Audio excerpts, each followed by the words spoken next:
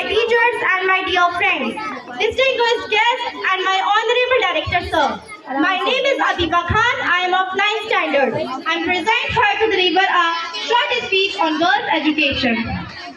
Dear friends, education is vital for all. It is fundamental human rights. It is not gender based. Everyone has rights to study because education is unlock of the door to new world of knowledge.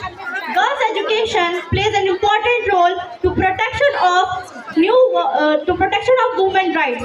Men and women are like a head and tail in a coin.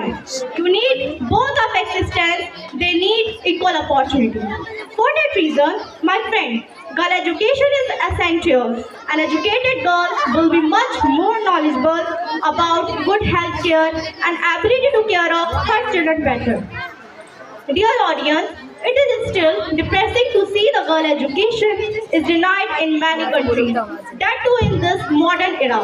There is persistence, inequality, liability of girl in all sectors, whether economic, educational, social or political.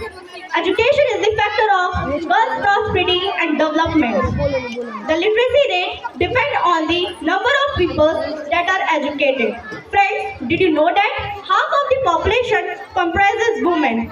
An educated woman, productive to educated, and adds an income to their family. More jobs will be created and poverty will be reduced. Poverty plays a role in girl education.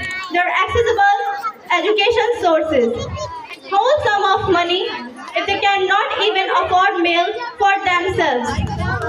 Friends, the government of India taking action to promote our girls' education. A lot of schemes were introduced so that every girl born is educated. Beti Bachao, Beti Padhao, Sukanya Samriddhi Yojana.